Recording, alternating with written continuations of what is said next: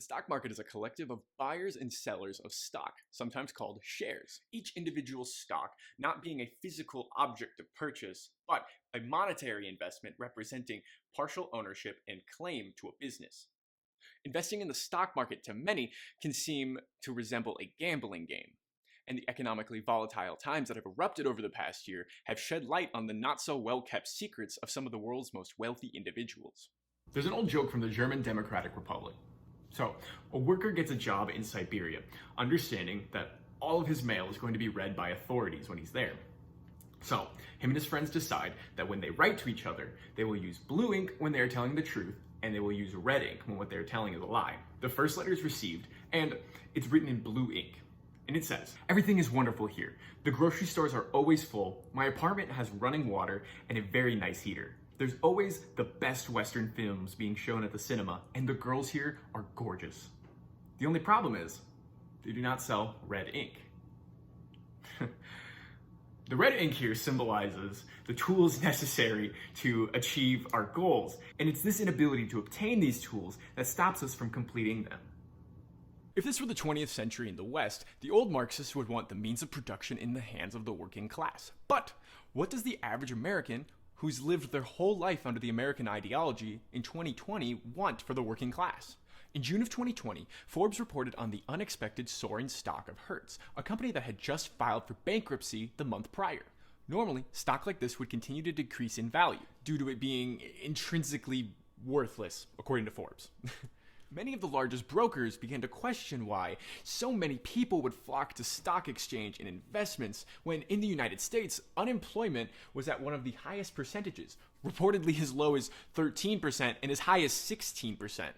In this time period, brokers like Schwab, TDA, Fidelity, and Interactive saw an unexpected spike in new accounts being opened and traded with as the COVID-19 pandemic ravaged the globe. Unfortunately for them, hindsight is 2020, and their speculations come off as out of touch, considering the very ideology that they perpetuate in the United States, and how it shapes the average American's perceptions of money, employment, and relationships to others. Many often chalking this rise in activity up to gamblers finding a new outlet, or sports bettors finding a new sport to bet on, so to speak. What Wall Street executive types fail to understand is that this reaction from the general public to take their chance on the market when they're down on their luck is the exact message that's pushed upon them by society. Take responsibility for your life. Pick yourself up by your bootstraps. Rise and grind. And so on, right? These sentiments of self-responsibility feed off an already established culture of masculinity in the West, but specifically nostalgic masculinity. Now, think about these words and what they mean. We'll return to this idea further on.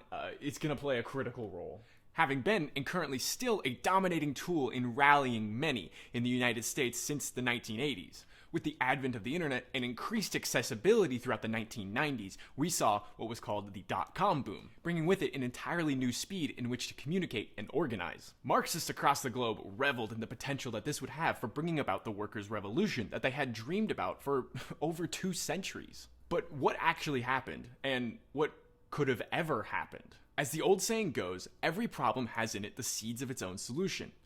So true is the opposite of that phrase. Since the moment the internet went live, we've seen an explosion of right-wing organization and acts of terror on a size and scale we've never seen before. Within the past decade alone, we've seen online message forums create subgroups of right-wing politics called the alt-right, who specifically wish to target and harass women and minorities, to keep the list extremely brief. Organized rallies such as the Unite the Right rally arise in activity from right-wing paramilitary groups and a very large following for alternative news, which has mostly appeared to be funneled through social media as hearsay at best and conspiracy theory at worst, culminating in the creation of the cultural monolith of Donald Trump. I say monolith because the views of him from the left and the right have skewed, making him into a caricature reflective of their personal ideological differences. In reality, Donald Trump, the person, is a product of the neoliberal society he helped create.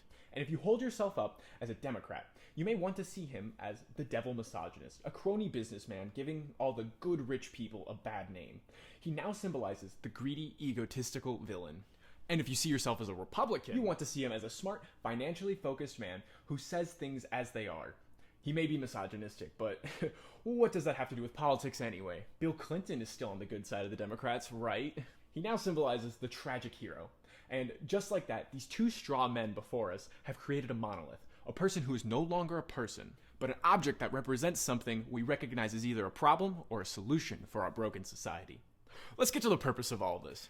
The lead-up and subsequent fallout of the 2020 election left in its wake a shift in national attention. On the one hand, you have a left-wing response to the ravaging pandemic that was very quickly silenced simply by ignoring their concerns and demands. The market remained open, unemployment rose, and the death toll still skyrocketing. Conditions like these feel like they could bring forth the guillotines, but unlike our 18th century counterparts, we have far left the ideals of God and country, divine right, and the duty to our fellow countrymen. On the other, we have right-wing ideals. Those of nostalgic masculinity have taken the reins, and those beliefs have asked, what would your ancestors who fought wars do? And what must you do to survive? This is all you have. Naturally, looking to those at the top of the economic pile for advice, they went to message forums, took what money they had, and began to let their resentments for the establishment fuel their desires. So, before the alarms of revolution can be rung at the sight of working class banding together, I'll take up the task of analyzing the political and social climates, laying the groundwork for the events that unfolded, how the recent technological revolution mirrors that of the Industrial Revolution, fueling anti-establishment sentiments and populist movements. Because right-wing ideas have a firm grasp on our society, it only leads to right-wing populism, which could create a violent environment for our culture in the coming years.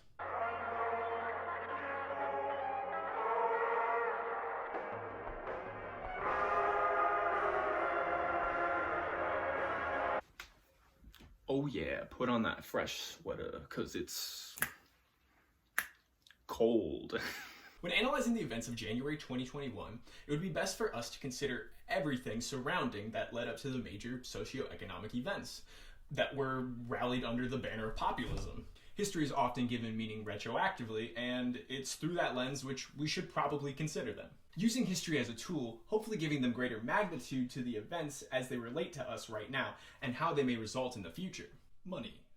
Here taken as the independent expression of a certain amount of value existing either actually as money or as commodities, may be converted into capital on the basis of capitalist production and may thereby be transformed from a given value to a self-expanding or self-increasing value. It produces profit, i.e., it enables the capitalist to extract a certain quantity of unpaid labor, surplus product, and surplus value from the laborers, and to appropriate it. Its use value then consists precisely in the profit it produces when converted into capital. In this capacity of potential capital as a means of producing profit, it becomes a commodity, but a commodity sui generis. Or, what amounts to the same, capital as capital becomes a commodity. The stock market's been an aspect of our economy since its modern creation by the Dutch East India Company during the early 1600s in Amsterdam.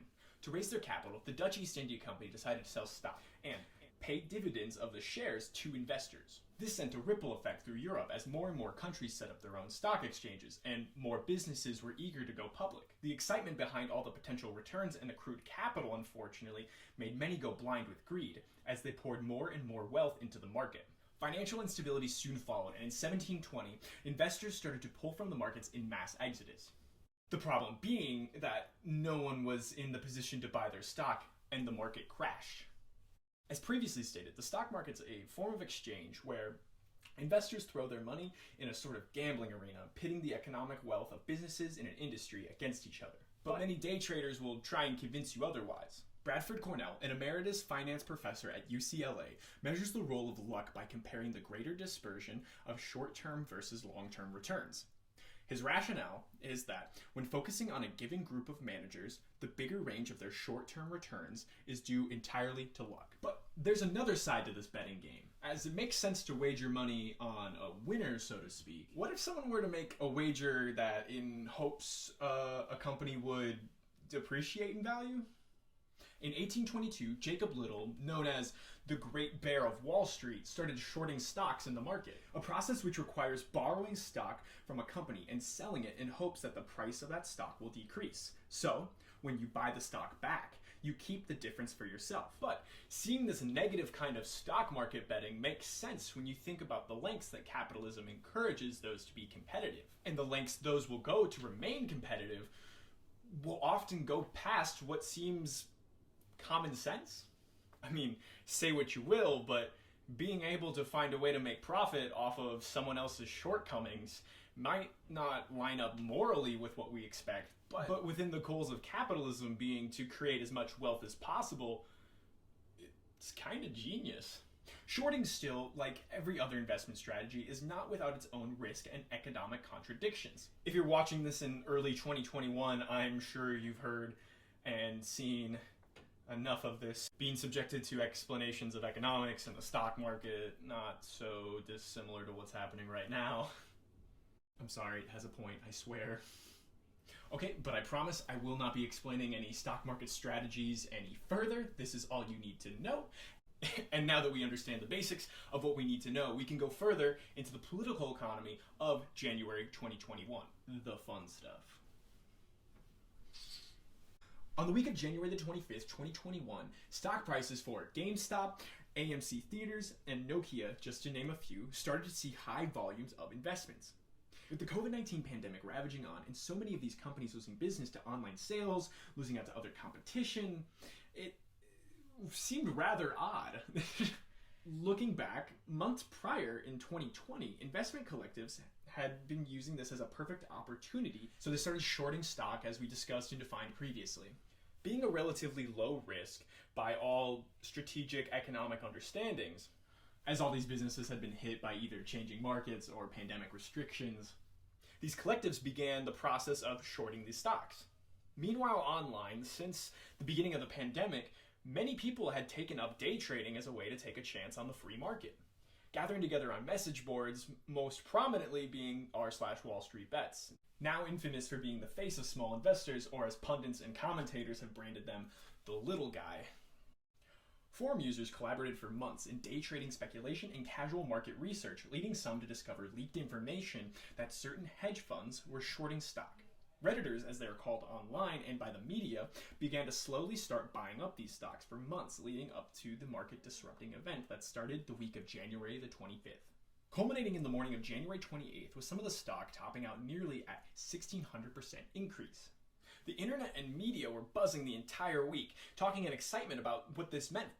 Collaboration of the little guy to take on large investment collectives. Words such as socialism, class consciousness, class warfare, and even in some cases anarchist were being thrown around. These words even finding themselves on mainstream news media, but usually in a darker, more fear-mongering tone. Social media leftists and right-wing libertarians found themselves in agreement. And on that day, world peace was achieved. They could work together and take a sizable amount of wealth from large companies and put it directly into the hands of the working class. While mainstream media chose to paint those online as greedy, misguided, and socialist. Why do they always use socialism for a scary word? I'm gonna go Joker. It's my Joker arc. Oh, they really aren't. This has a lot less to do with left-wing ideals, I promise. We'll get into it. Nonetheless, these words made their way into mainstream public sphere in America for the second time in 1 month. And the question we now have to answer is, what does that mean for us? Unfortunately, I don't believe it means a whole lot. The sentiments from those gathering on Reddit and message boards affiliated come from liberalism, an ideology used in the creation of nations against monarchies throughout the centuries, transforming feudalism to capitalism. Liberalism has been there every step of the way, and still is. It's by this very way of thinking that brought about the nation that I live in today. And it's this very way of thinking that transformed into the prevailing ideology of today in the West. We'll explore why and how this transformed over the decades and decades, the real conditions people have faced and currently face, all of this leading to a conflict of interest between the people of nations and the governing officials. I want to leave on an observation from a Marxist who is very near and dear to me, Rosa Luxemburg. We are still on Marx's assumption within the bounds of simple reproduction, the capitalist class. That is to say, use the whole of their surplus value for personal consumption. since the capitalists are the consumers of surplus value. Luxemburg here takes the time to explain how the contradictions of capitalism can play into its downfall.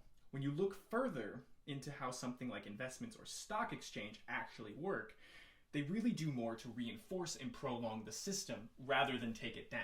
In regards to my original thesis, populism has become a more viable form of politics as instability and distrust in governing bodies and financial institutions rises. And as populism increases, we will see more right-wing populist movements and populists become more prevalent.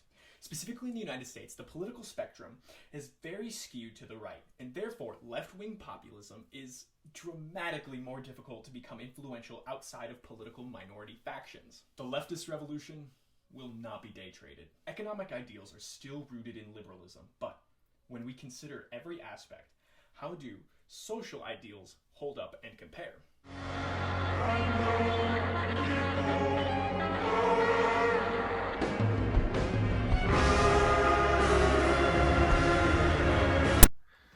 Whew, glad I'm out of that monkey suit. Guy Debord was a French Marxist who tackled one of capitalism's most difficult defenses for self-preservation, its adaptability.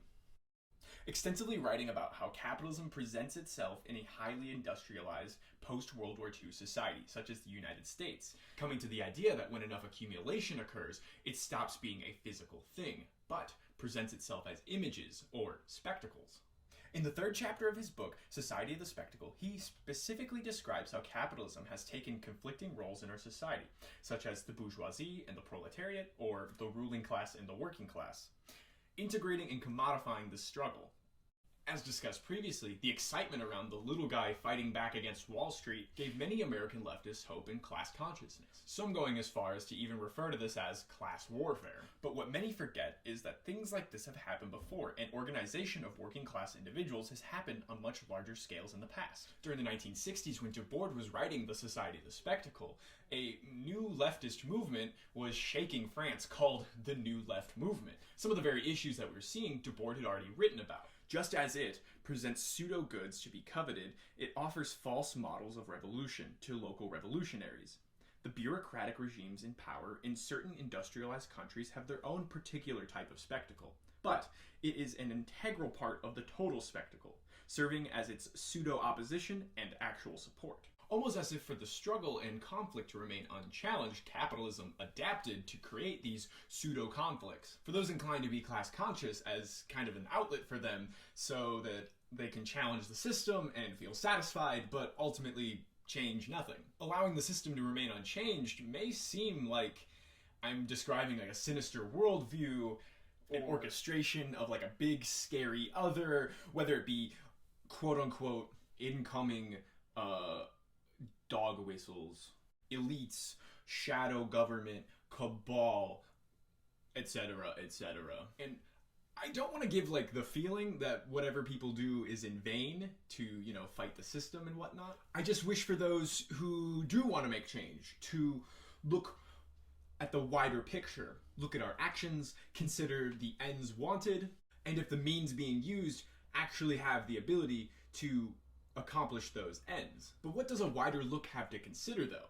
We know what our goals are. The problems that we see are problems that still exist, are they not? And even if everyone doesn't agree on the same political ideology, we all see where those problems originate, right? So therefore the solutions should eventually synchronize, right? In Undoing the Demos, Neoliberalism's Stealth Revolution by Wendy Brown, they take a deep dive analyzing neoliberalism in what it is, what it does, and how it affects us from day to day. My particular copy is very bookmarked. I have loved this book to pieces. I highly recommend. How we view people around us, ourselves, and ultimately the powers that dictate most of our lives. They write on how neoliberalism is notoriously hard to pinpoint and becomes more of a I know it when I see it kind of attitude. Even academically, it doesn't have exactly fixed or settled coordinates in the political spectrum, political charting sort of way. But we can generally understand it as an economic policy, a modality of governance, and an order of reason is at once a global phenomenon, yet inconsistent, differentiated, unsystematic, impure. And it's this elusiveness that has shown to be a strength of neoliberalism, being able to implement itself into various forms of governments in various different political climates since the end of World War II. Often it's discussed through the lens of 1980s America and the UK through Reagan and Thatcher, but this can also overlook the way it's infiltrated and affected countries around the world, specifically those in socialist nations around the time when the Soviet Union collapsed. Slavoj Žižek will often bring up the fact that the ultimate irony is that while former communists are today the best managers of capitalism, the slow movement and shift of economic and foreign policy has had its effect globally, and has done so in a way of normalizing its tactics for accomplishing its goals. But back here in the United States, the effects of neoliberalism have brought about 4 very distinct and observable points of critique that are unique to its values. From these, we can start to understand and define it. Neoliberalism is often visible through its use of economic policies that do the most to create free markets. Deregulations of industry and capital movement, extremely decreasing social programs designed to protect vulnerable citizens, privatization of public goods, whether that be education, shared land, infrastructure, prisons, and militarized forces, stopping all wealth redistribution, either being in social or economic policy, and turning any person's desires or needs into an economic industry. But while these are noticeable, the I know it when I see it mentality is a perspective that only notices the symptoms of these problems, not the source. Firstly, we must understand that similarly to liberal capitalism, inequality is the cornerstone of society. But unlike liberal capitalism, neoliberalism's economic policies create inequality relative to that of the material conditions, which I will discuss in part 3. The most economically desperate are forced to live on the streets in urban and suburban slums, while those who are now considered the middle class are forced to work longer hours for less pay, little to no benefits or retirement, and especially in the COVID-19 pandemic, we are seeing the idea of job security becoming a thing of the past. As to be expected with these kind of economic conditions, the gig economy has soared as an industry for many during the development of the last year, offering little in terms of benefits, consistent pay being sporadic, and just a strenuous toll on those who are already down on their luck. From a neoliberal's perspective, though, this is perfect because people are employed through their own free choice. They compete for the pay they wish to earn, and there is little to no intervention needed to regulate these practices, because there's competition amongst the industry. This seems like individual freedom, given the parameters previously stated, but at the end of the day, society is still, and in the case of those people employed in the gig economy, literally chained to the market. And the will of the markets will decide if people earn enough to eat, to house, or to live. Holding to the idea that the market becomes the chains of a neoliberal society, we can consider the second critique, the unethical commercialization and subsequent commodification of things. What does that mean? The claim is that marketization contributes to human exploitation and degradation because it limits or stratifies access to what ought to be broadly accessible and shared, or because it enables something intrinsically horrific or severely denigrating to the planet. Some of the best examples can come in 3 forms. Baby surrogates from nations that have been subjected to colonization and imperialism specifically for the benefit of wealthy first world parents. This is human exploitation and degradation. Things like education, what ought to be broadly accessible and shared, have been pushed to be publicly funded and provided to everyone if they choose to do so, by many for a very long time. But as we look around, that's not something we can say for the entire globe, nor is it something we can say for the entirety of Western culture, where schooling generally stops around 18 years of age, if you're lucky. Privatized educational institutions isn't where it stops, though. I'm sure you're aware of a company in education called Pearson. Even when education access is public, materials and curriculums are subject to privatization. Thirdly, we can look at environmental sustainability and ecological. I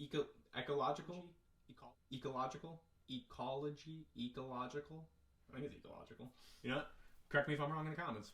Ecological preservation has been tainted by this commercialization. This is an example of it enabling something intrinsically horrific or severely denigrating to the planet. No amount of trees planted or forests preserved will be able to combat the impact of industrialization, mass transportation, and the use of natural resources. But the feeling of helping has become an industry in and of itself. In the third critique, as a result of state financial focus being on that of the free market, we see an increase in corporate and financial capital having its influence on the state and its actions. Social democrats like Bernie Sanders have been preaching for decades, calling for an end to corruption in politics, specifically through policies to limit the possibility of corporate entities to buy or influence political votes for their own gain. Often this is under the umbrella catchphrase of "get money out of politics." While this specifically means different things to different people in terms of implementing and execution, the general sentiment that neoliberal policy has left this huge oversight gets in the way of freedom of the masses, giving more validity to the critique, as it shows that this issue is so prevalently obvious that it holds bipartisan support in American politics, but as we'll see, usually under populist movements. Lastly, under neoliberal policy, we see a focus on economic havoc. In the three previous critiques, in combination, they create a weakened economy by the ascendance and liberty of finance capital, especially the destabilizing effects of the inherent bubbles and other dramatic fluctuations of financial markets. The most recent economic crisis came during the 2008-2009 housing market crash and its economic downward spiral. Many out of work, housing, and in desperate search for anything that would help them get through the economic crisis, Occupy Wall Street, Southern European protests, and the anti-globalization movement came out of this economic turmoil. Seemingly, the financial crash of 2008-2009 would be the ripe conditions for left-wing radicalization that many Marxists had dreamed of for centuries. And with the added conditions we have for mass communication, possibility for organization of the masses had never been easier. So why over 10 years later did 70 million people vote for an overt reactionary, and while many others still support the status quo of individualism and economic deregulatory practices? Let's look into that.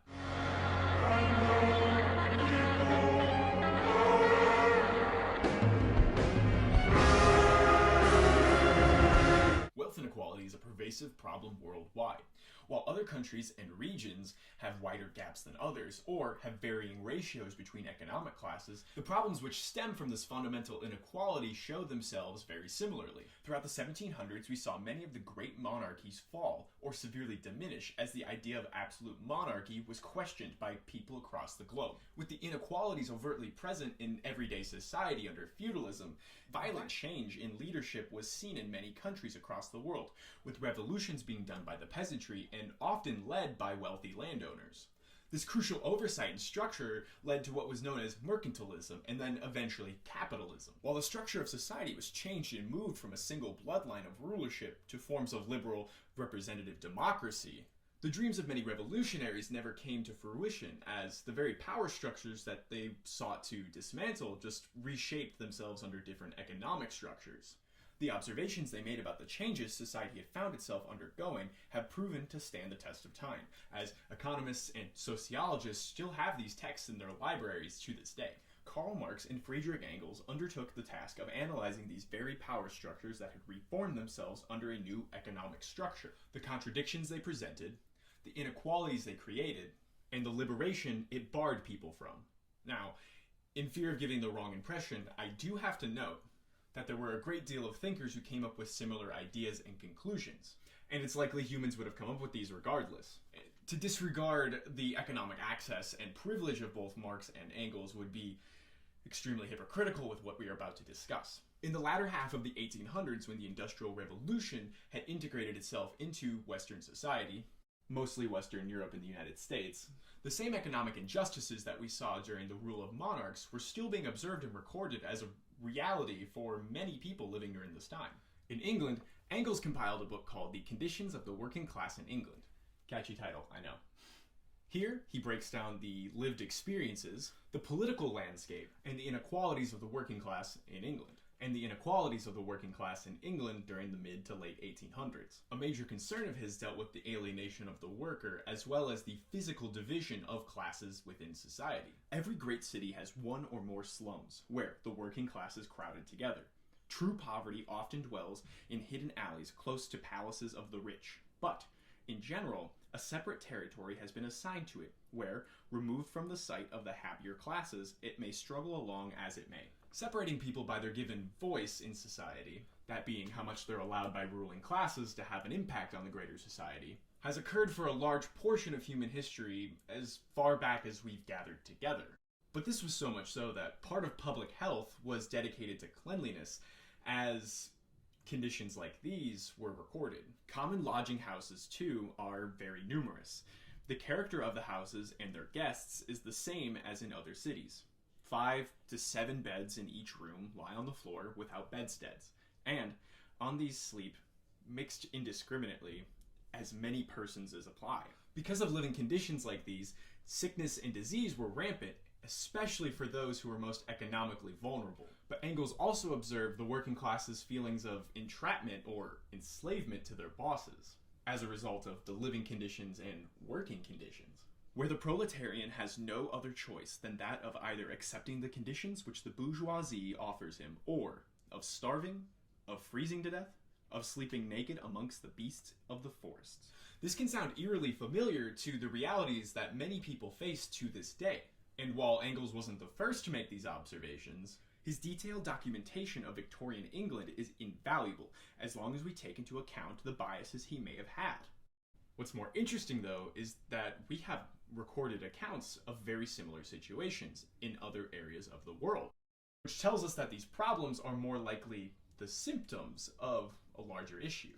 Around the exact same time, across an ocean, in New York City, a reporter and photographer by the name of Jacob Riis began documenting a series of photographs, sketches, and accounts from working class people living in the city. The Industrial Revolution had integrated itself into American city life just as it did in England. The faster production rate and increased innovation in technology had made profits skyrocket for the bourgeois class. All the while, the working people had been left to their impoverished lives. In 8 years, 135,595 families in New York were registered as asking or receiving charity. It is not even pretended that the record is complete. To be well within the limits, the society's statisticians allow only 3.5 to the family, instead of 4.5 that are accepted as the standard. Now, this isn't inherently bad. Asking for help should never be seen as a source of shame, but we should note that, mentioned earlier, we saw a rise in innovation, a boom in profits. We should see numbers like these diminish, if not reduced to zero. Because of this and the similarities of the working class of the English, we see similar living conditions. The 135,595 families inhabited no fewer than 31,000 different tenants. I say tenants advisedly, though. The society calls them buildings, because at least 99% were found to be in the big barracks, the rest in shanties scattered here and there, and now and then a fraud or an exceptional case of distress in a dwelling house of better class.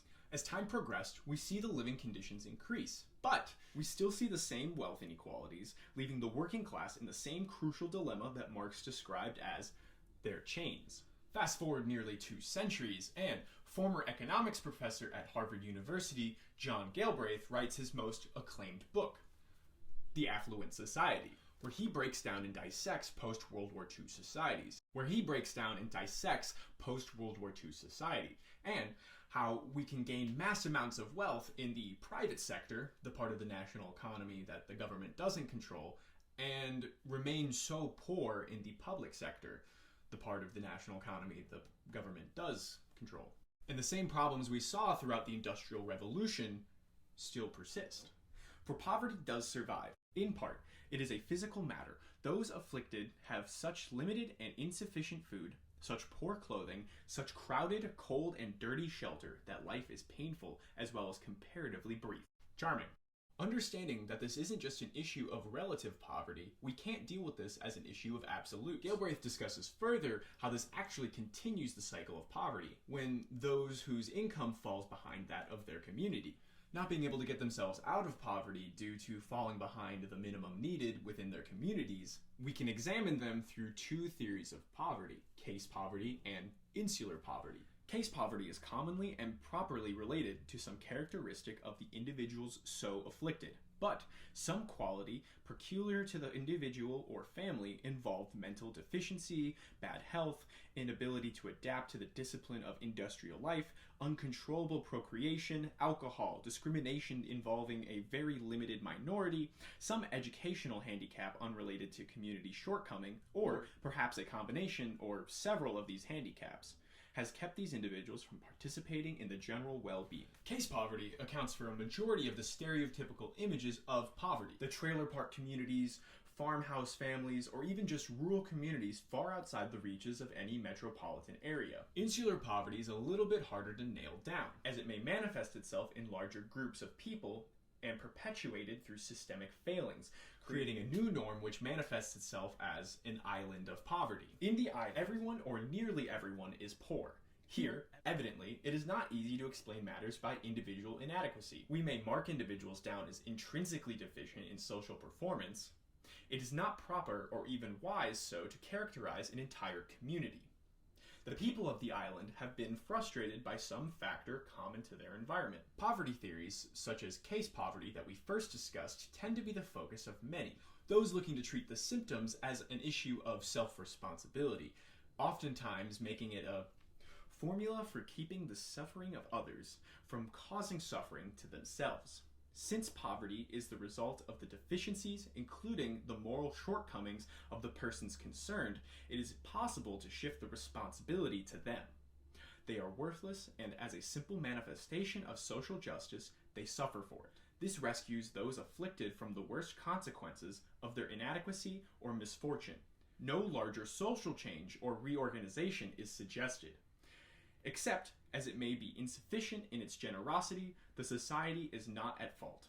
Case poverty is often a way that's used to dismiss systemic issues. And while ignorant to dismiss case poverty as just a theory, the shift in perspective allows us to consider these not as mere problems, but symptoms of a larger issue affecting vast groups of people, creating insecurity and skepticism in the world around them. This often leads to distrust in governing bodies, increases in violence, and rising activity in hate groups specifically targeting minorities. In the US, poverty is defined as an individual making less than $35 a day, or a family of four making less than $70 a day. Now, this is all relative, as we've mentioned before, but for a rough comparison for what was discussed in How the Other Half Lives, over the course of 8 years, 135,595 families in New York City were recorded as needing assistance.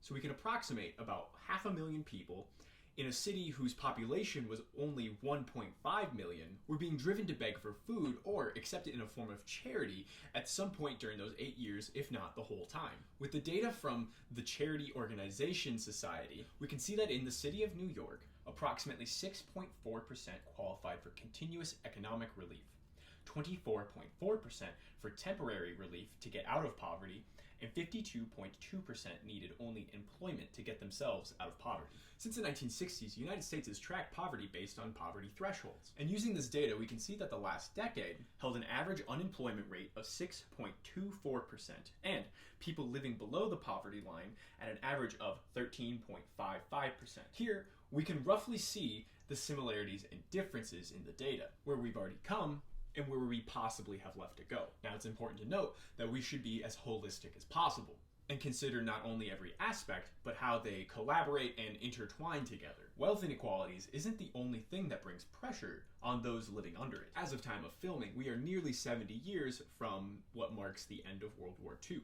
I continually bring up a post-World War II society. Why is this?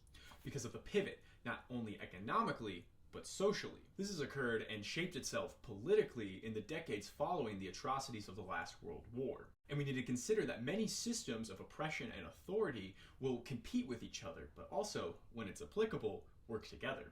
To complete this idea, we need to talk about the normalization and romanticizing of the nostalgic memory of masculinity throughout the 20th and 21st century. Now, not to clutter this up with a video inside of a video, I'm just going to briefly go over what gender is for our purposes here. In brief, gender and its role in society can be described as performative, What do I mean by this? That is to say, gender is a repetition of words and actions over time. But Candace West and Don Zimmerman want us to take this a step further, making the case that while it's performative, it's also relational, in the sense that it is performed for the expectations of others. In particular, the patriarchal society that we live in puts masculinity and its desired characteristics above all else, permeating it throughout society so that it touches and works in tandem with everything. When these expectations are not met, negative ramifications are more often than not given to an individual being branded socially as a thwarted masculine person. Moore defines thwarting in relation to gender as the inability to sustain or properly take up a gendered subject position. The concept of thwarted masculinity does not treat masculinity as a fixed thing that one can or cannot do. Rather, thwarted masculinity presumes that gender is always performed against often unrealistic ideals. In turn, one's gender performance is often always characterized by inadequacies and failures. People are expected to be responsible for how they act in accordance to gender norms of a particular setting. So what does masculinity have to do with poverty theory, the stock market, and any of the events following the 2020 election? Nostalgia is often defined as a yearning for the past. Though nostalgia isn't just fondly looking back at the past, but includes idealizing and mythologizing history itself. Doubling down and creating even higher expectations for gender, through the lens of nostalgia, we start to see elements of what Umberto Eco wrote about in his essay, Fascism. Elements of machismo and rejection of modernity. This is especially important within the context of how we view masculinity in our post-World War II society. In their 2017 essay, Masculinity Nostalgia, Mackenzie and Foster argue masculinity nostalgia mythologizes peace as a time of patriarchal power, authority, and gender certainty.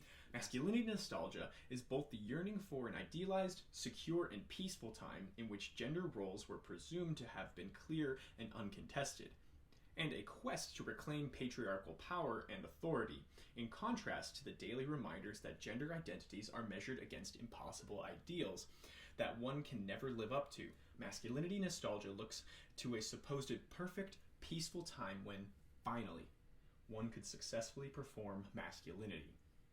With seemingly no grandiose narratives and epic battles of honor to be fought, where does this leave masculinity and its supposed intended role for society? Pair this question with the economic inequality seen throughout the globe, not only through case poverty, but through the systemic lens of insular poverty, a deep-seated separation of large communities that can contribute to the normalization of poverty, as well as cast blame and distrust in governing bodies as a result. Furthermore, these governing bodies creating economic policies, trusting markets over people. And after decades of this combined assault, what are the consequences? Especially after a sudden global pandemic and a pending economic crash on the horizon.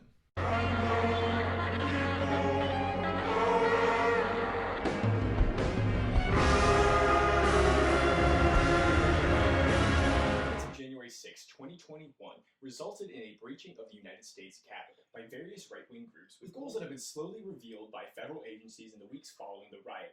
Some had intentions to take hostages, use explosives, and even destroy ballots needed to officiate the 2020 election results. With these anti-establishment sentiments towards the United States government, many mainstream outlets have referred to these groups as anarchists. Now, twice in 1 month, we've seen these words find their way onto mainstream media. And we've seen some striking actions of right-wing organization. It would be foolish to look at these events in a vacuum, so let's examine key events leading to what occurred in relation to radicalization and devout belief in ideology. In the months preceding March of 2020, the United States and the rest of the world had received warnings of a virus emerging from China. Naturally, humans having a difficulty fathoming exponential numbers and growth, so the response to this global pandemic was non-existent at worst and extremely delayed at best in most developed nations. Countries considered impoverished being forced to rely on the help of others, usually at some sort of cost, and those who had been left out to dry by the world have all been but forgotten by Western countries. Shortly after its emergence, it was documented and recorded as COVID-19. The World Health Organization started to monitor the virus with the help from the Chinese government. Immediately, this led to reactionary Western media to create coverage of the developing virus using a xenophobic perspective, all the while demonizing the World Health Organization for association and collaboration with the Chinese government. By March of 2020, the virus had been positively identified in the United States, as well as many other countries around the world. While many leaders of nations had started formulating plans to combat the virus and its spread, many more sat back in awe as their worst fears came knocking at their doorstep. Or maybe that'll be the way some of the most privileged would like to remember this as. But this is all old news if you've been around for the last year. And we know that in particular, United States senators and many high-ranking officials knew the risk and severity of the virus and chose to do the most sensible action to protect what our nation holds so close to its heart.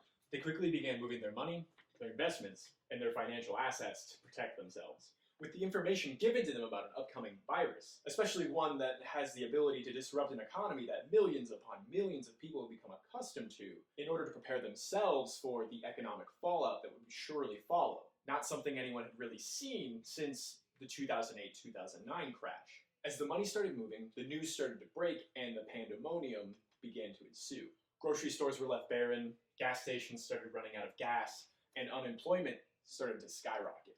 Businesses closed because in order to stop the spread of the virus, you need to lock down places that have a lot of traffic. Many developed nations started month-long plans in order to slow the spread, coming up with ways to keep their citizens from traveling, gathering in large groups, and just kind of keeping them separated as long as it was needed, because the safety of their people was important. And many of these countries continued this until they could resume what was somewhat similar to normal life. Many of this was economically funded through monthly allowances, or as they've been referred to as stimulus checks, giving people the ability to pay rent, to eat, and to live, all while being able to stop the spread of a virus. But many nations scrambled to find ways to keep businesses open, to keep the economy running, with little regard for health and safety of their people. As to be expected, the death toll rose, as well as unemployment. Sales were continuing, but we saw many industries crashing. All the while the United States, while at the time of writing, we just surpassed 500,000 deaths due to COVID-19. Politicians continued campaigning, accepting money and donations, and pushing the same neoliberal policies through Congress. While some expressed concern about the virus at best, many others downright denied the existence of it at all at worst. Economic relief, and as well as healthcare programs, started to become slashed. And talks of creating quick economic relief through stimulus checks became increasingly grim. And if you were to poll the average American, without mentioning anyone's political party affiliation or position within government, about the decisions of these people, likely many people would try to understand or at least rationalize why they did what they did. Because neoliberalism isn't just about economic or foreign policy. It's those actions which in turn reflect the belief many hold deep down about how we view the world, our interactions, and relations with individuals around us. This is what's philosophically known as ideology. So, when you consider neoliberalism to be the prevailing ideology in Western capitalist countries, you can use using the previous symptoms and critiques from previous sections, it becomes a lot more clear that even during a ravaging global pandemic, little to no economic relief is provided to those who need it the most. And as business as usual attitudes are exhibited by elected officials, millions of people can turn a blind eye and be ignorant to the injustices being done to them. All right, I need to get out of this. This is God. Though I do like the red lighting. This is kind of fun. Maybe we can turn it up a bit. Oh yeah. All right. Cool. Louis Althusser was a French Marxist who dedicated most of his life to Marx and how to make him more understandable as a philosopher, with work spanning decades and theories being formulated over the course of that time. And the reading I want to focus on has to do with what many leftists have been asking all along. Why aren't people becoming left-wing radicals? The conditions are right for this to happen. Are they just stupid? The answer is a little bit more complicated than that, and maybe I can shed some light on that and answer why, during a pandemic of all things, we've seen working class band together, but for reactionary populist causes, like that of the Capitol riots on January the 6th, as well as economic targeting in the stock market just 2 weeks later in that month. While the turmoil and crisis over the last year has played a critical role in radicalizing masses towards fighting back against injustices, some have also found the source to be that of the wealthy. But it has been for reactionary causes and not for egalitarian liberation in the Marxist sense.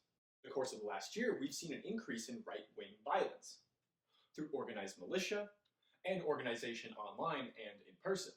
Althusser puts forth this theory of ideology, and I want to focus on the application of them on the social and economic climate that we've discussed so far. Having discussed the policies of America both economically and socially, as well as the conditions of the people both economically and socially, we can get to work in the application process. Althusser puts forth two theses that he stands by. The first making the claim that ideology has a material existence. At first, this claim can seem kind of absurd. An ideology is just an assertion of a worldview, something that exists in the minds of anywhere from billions of people to just one.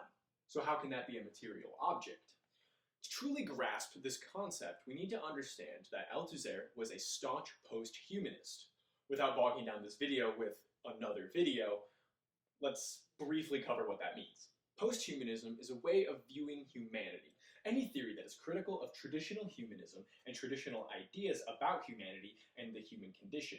Critical of the foundational assumptions of humanism and its legacy that examines and questions the historical notions of human and human nature. In short, posthumanists are highly critical of human nature, a term that is changed and molded to match the certain culture or time period. They recognize many of the fundamental ideas and frameworks used from religion and science have been used to distinguish humans from any other thing on Earth or in the universe. Those can all be boiled down to biased perceptions through the lens of human exceptionalism. Things such as human reason starts to become questioned or even erased. And most of what is considered human nature is really just a reflection of the material conditions of either the civilization, the society, or even just the group of people therewith. When nature and reason are questioned like this, the idea that those can be used to guide our decision-making isn't as concrete of an idea. Now, let's return to Althusser's claim. Ideology has a material existence. What does this mean in a post-humanist perspective? Humanism would tell us that we can make rational decisions as long as it's in accordance with our nature. The individual in question behaves in such and such a way, adopts such and such a practical attitude, and, what is more, participates in certain regular practices, which are those of the ideological apparatus, on which depend the ideas which he has in all consciousness freely chosen as a subject. Ideology is itself forced to recognize that every subject endowed with a consciousness and believing in the ideas that his consciousness inspires in him and freely accepts must act according to his ideas, must therefore inscribe on his own ideas as a free subject in the actions of his material practice. Agreeing with this, we can understand that most people will formulate their beliefs around their actions rather than their actions around their beliefs. There's an old joke that kind of demonstrates what I'm talking about here, and it goes like this. So there's this man being drafted into the army, but because he does not want to serve, he fakes being mentally unstable to be considered unfit to serve.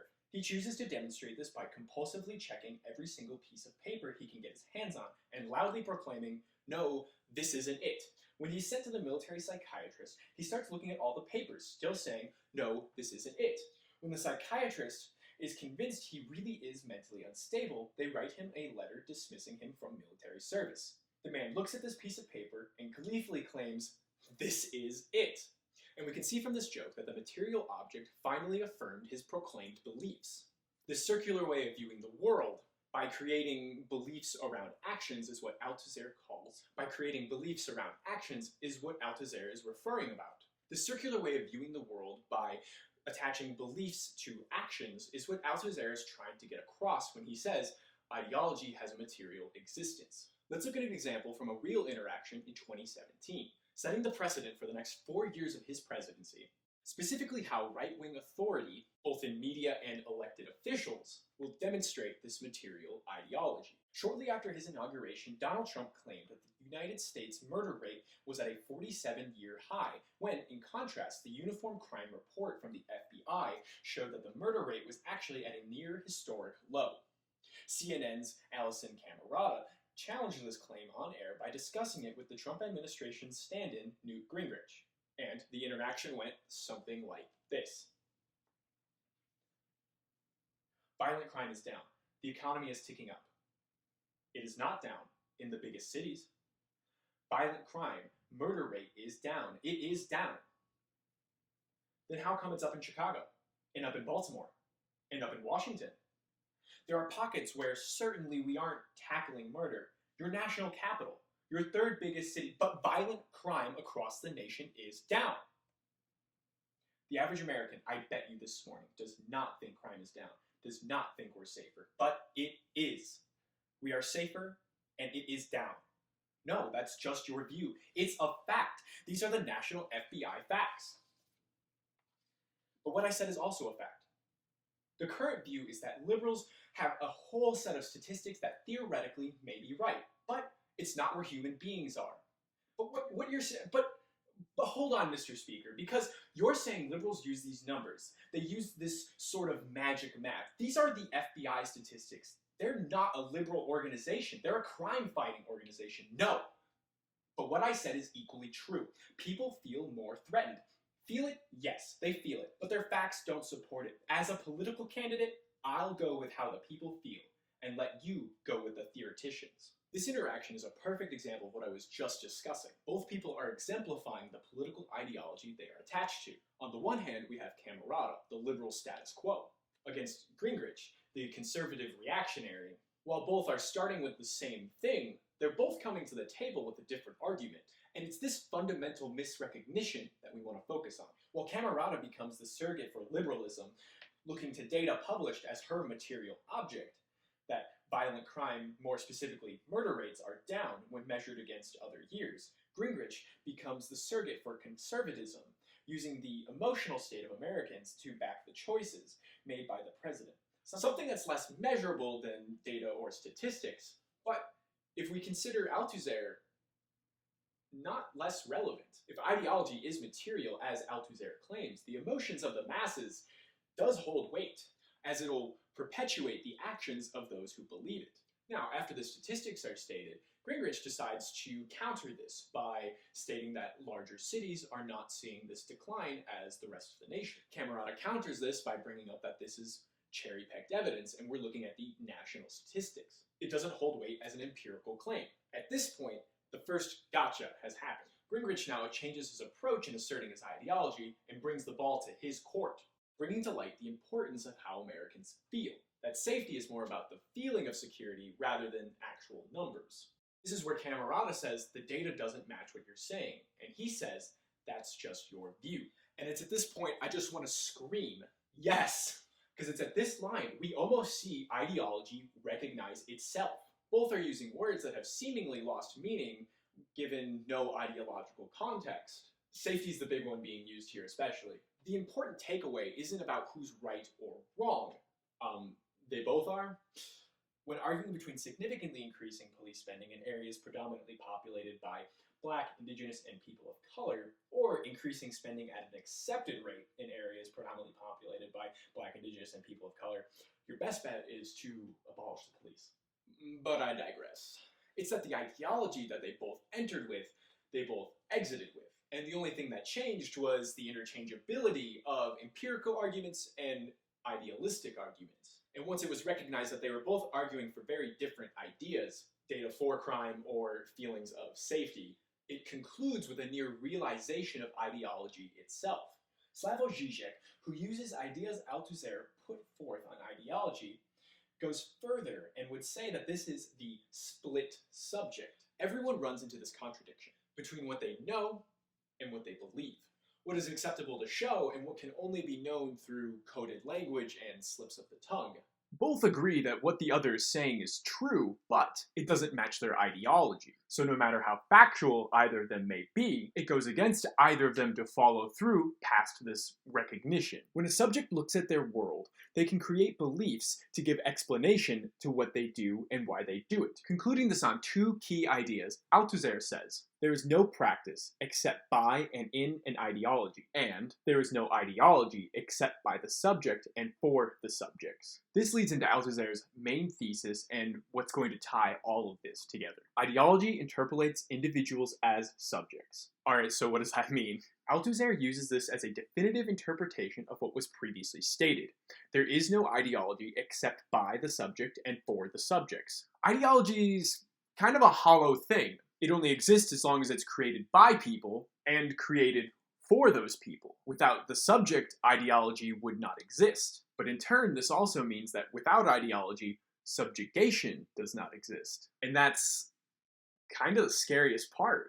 When we consider the economic and social conditions of everyday Americans and the economic policies implemented by the American government, we can see where the perpetuation towards reactionary populist sentiments and ideology comes from. A long history of insular poverty in the West creates inequalities that become normalized, and from that, increased skepticism for the greater world around them. This often leads to distrust in governing bodies and increases in violence, causing policies to be put into place that are used to combat net losses in GDP. This may be in the form of offering financial assistance towards education so people can fight case poverty, but not insular poverty. And this is often through the cost of something like military service. Or instead of mandating a federal minimum wage that reflects the economic needs, standards of living, and the inflated value of the dollar, they may instead let businesses compete, fighting one another over what they'll make their minimum wage. This creates a whole new market for businesses to fight against each other. All the while, they're competing for employees who are just trying to make it paycheck to paycheck. This leads to politicians who will go with the major donors of their parties, even if it doesn't match their own deeply held beliefs, justifying their choices whether it lines up with data or feelings. It is this split between what is known and what is believed, between the people and the governing officials, that creates these tensions that we've seen lead up to violence, riots, and everything else that has broken out as of January 2021. And it's these exact same sentiments that will drive further organization in the coming years.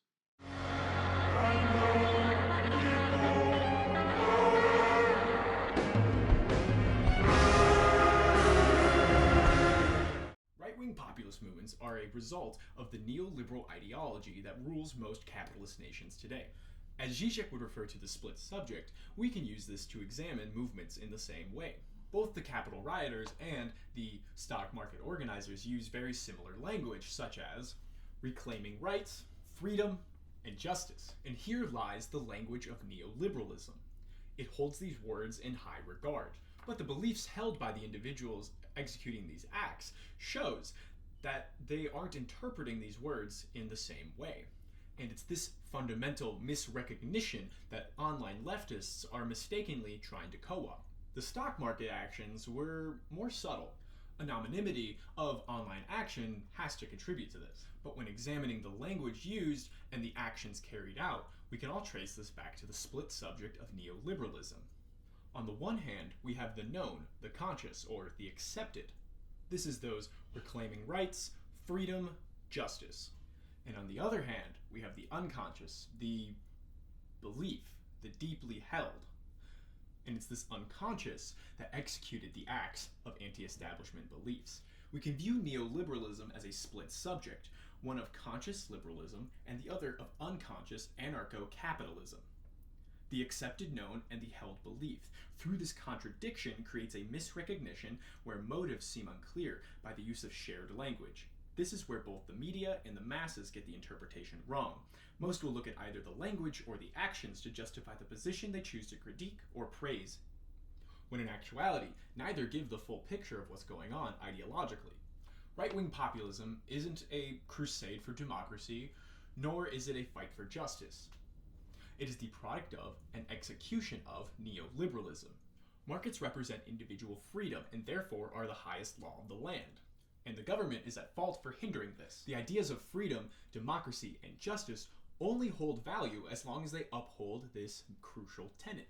When right-wing populists come to a head with liberal values and anarcho-capitalist practices, the contradictions can boil over until an act is carried out to break this tension. In a recent Wall Street Journal poll, 76% of people 18 and over weren't confident that the future is going to be brighter than the past. With little in terms of hopes economically or socially, nostalgia for a greater past can become a driving factor. Far-left advocates think that the anti-establishment sentiments from right-wing populism can be co-opted for the benefit of class consciousness. But fundamentally, this is near impossible, when considering the long history of insular poverty leading liberalism and capitalism to create neoliberalism. Perpetuated through policy and creating the material conditions to affirm this ideology, a split subject is torn between liberalism and anarcho-capitalism. In the West, we are closer to a far-right organized uprising rather than a far-left organized uprising. While the problems the far-right and left observe are the same, the sources to those problems are not, and it is this misrecognition that creates the ideological tension, making the co-opt of these individuals impossible in its current state. Not only that, but if neoliberalism is left unchanged and unchecked, as it is already shown with the Biden administration maintaining the status quo, we may see more right-wing populist movements rise up in the coming decade.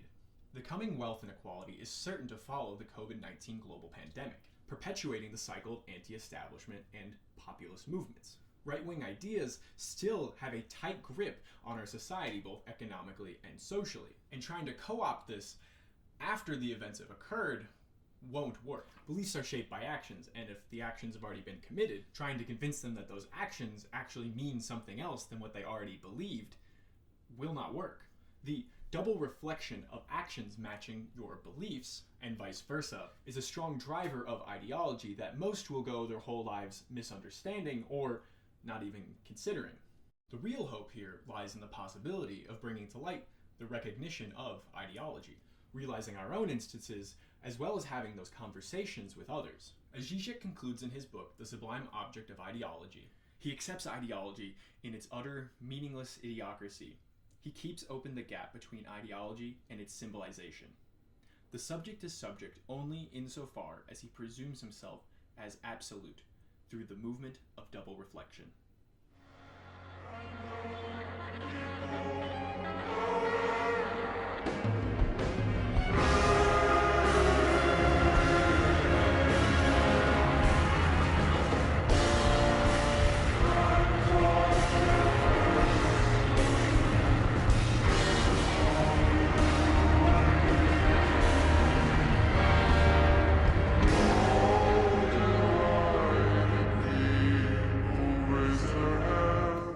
I just want to thank everyone who took the time to watch all of this. Any questions? Leave them down below. Any suggestions? Leave them down below. Any critiques? Did you love it? Did you hate it? Leave it down below. I'm definitely going to be following this up with a few others. I've already got another essay in the works. Should be seeing that either the end of this month or the beginning of next. Don't forget to like, subscribe, and what's a good sign off? I should have a good sign off. Workers of the world, unite. Go, let's go on an outtakes.